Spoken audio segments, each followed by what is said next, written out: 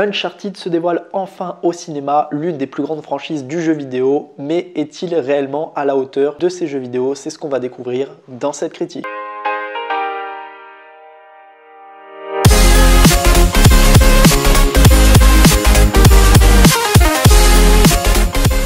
Le jeune et intrépide Nathan Drake réalise sa première chasse au trésor aux côtés de son partenaire Victor Sullivan alors qu'il est sur la piste d'un butin inestimable. Il découvre peu à peu que ce dernier a un lien avec la mystérieuse disparition de son frère aîné quelques années plus tôt. Alors, pour ceux qui ne connaissent pas forcément Uncharted, c'est tout simplement l'une des plus grosses licences exclusivité PlayStation développée par Naughty Dog, sortie en 2016 sur PlayStation 3 pour le premier opus, qui s'est du coup dégagé vers 3 autres suites et un spin-off. Pour moi, ça reste quand même le troisième et le quatrième reste vraiment pour moi l'un des deux meilleurs Uncharted parmi ces 5 opus. Vraiment, j'espère un jour qu'il y aura une suite, mais est-ce que ce film a du coup été à la hauteur de tous les fans qui ont souhaité voir enfin ce film? Alors, est-ce qu'il m'a convaincu? Pour ma part, oui, sincèrement, j'ai vraiment pas été déçu. Il y a vraiment pas mal de choses hyper intéressantes, sachant que vraiment on retrouve tout ce qu'on peut voir dans le jeu vidéo, que ça soit les quêtes, l'aventure, l'action, pas mal de choses assez intéressantes, sachant qu'en plus le film a connu quand même pas mal de difficultés, que ça soit au niveau du réalisateur qui a maintes et maintes fois changé de personnes jusqu'à être repris par Ruben Fleischer et qui en a fait vraiment quelque chose de plutôt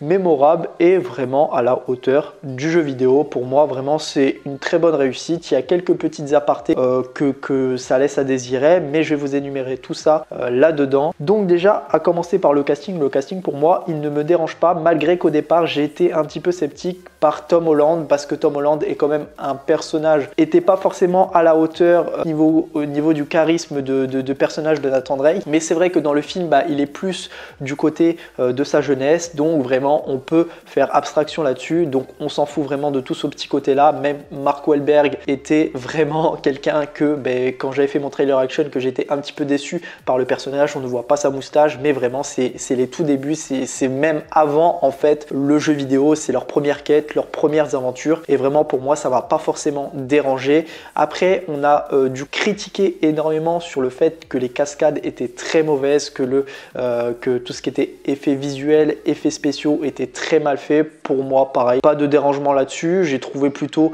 les cascades bien réalisées, sachant qu'on voit que Nathan Drake, du coup Tom Holland, est vraiment dans son rôle. Il le prend à plein cœur parce qu'il n'a pas de doublure pour faire ses cascades. Il les fait lui-même. Il a envie de donner à fond sur ce projet. Et vraiment, ça montre à quel point l'acteur en veut. Il a vraiment envie de tout donner là-dessus. Et sincèrement, moi j'ai trouvé plutôt ça réussi. Ensuite, après, concernant Mark Wahlberg, vraiment le duo marche extrêmement bien entre les deux acteurs. Je comprends pas pourquoi il n'y a pas eu de film avant avec ces deux acteurs dans le même film, parce que vraiment ils sont bien. Vraiment, c'est un duo assez iconique.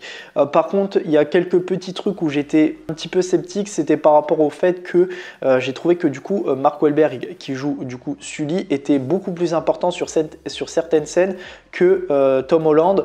Donc je le trouvais un petit peu délaissé, sachant que c'est quand même l'acteur principal. Bon, certes, Sully est aussi important dans le film, mais des fois je trouvais ça un petit peu long sur les scènes où il est inutile à l'écran, et on voit plus Mark Wahlberg fond là-dessus.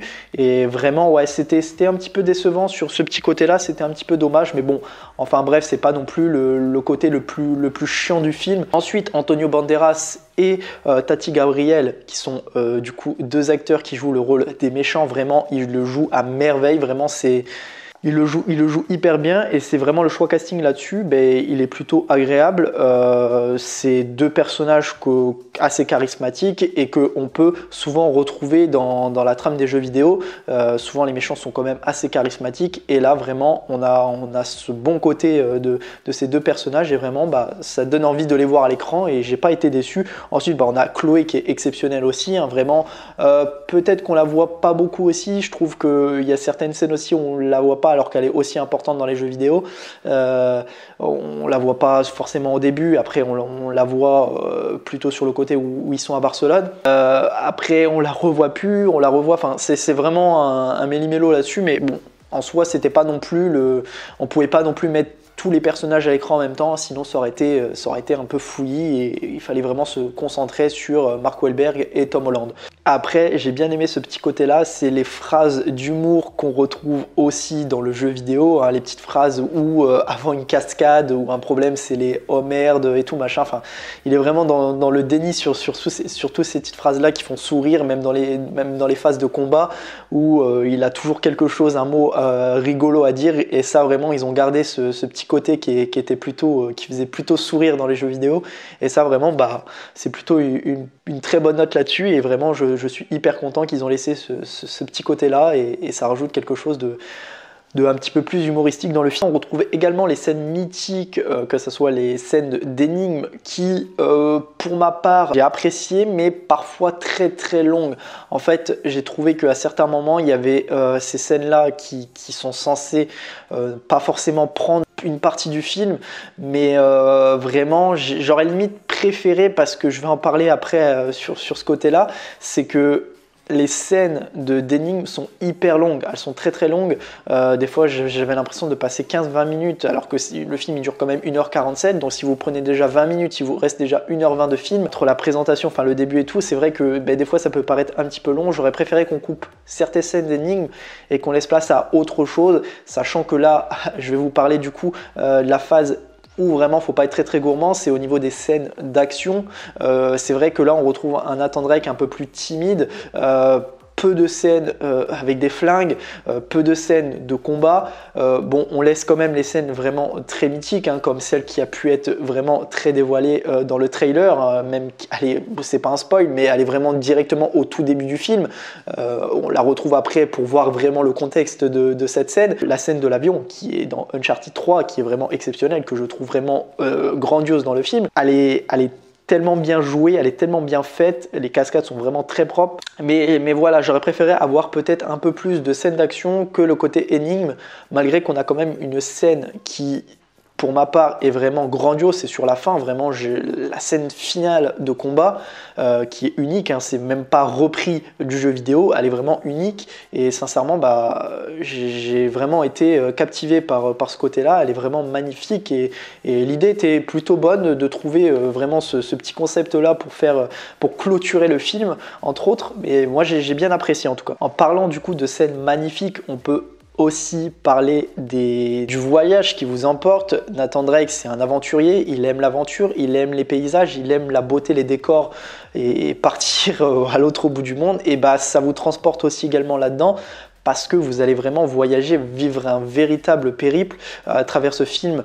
Vous allez partir sur Barcelone, sur New York, sur d'autres pays, d'autres destinations qui vous feront tous rêver et qui vous donneront vraiment des étoiles plein les yeux, parce que vraiment, j'ai apprécié. Les scènes sont vraiment à couper le souffle, elles sont vraiment très très jolies, très très bien filmées, et vraiment c'est plutôt quelque chose d'abordable et de très très joli à voir à l'écran. Donc ensuite, parlons des musiques. Les musiques, c'est pas forcément ce qui m'a le plus captivé, je les trouve vraiment très très silencieuses par moment, mais vraiment on retrouve vraiment le bon petit côté qui met bien, c'est bien rythmé, on a vraiment l'ambiance de certaines musiques. C'est pas les musiques copies du film, même si à certains endroits on retrouve du coup cette fameuse musique très très mythique des jeux vidéo et qui ferait vraiment, ça donne des frissons, parce que vraiment c'est incroyable de les entendre à nouveau dans certains moments, et surtout qu'elles sont très bien placées, qui pourront même vous faire vraiment la larme à l'œil, hein, tellement qu'on aimerait revoir un jour et entendre cette musique dans l'un des nouveaux peut-être Uncharted par la suite.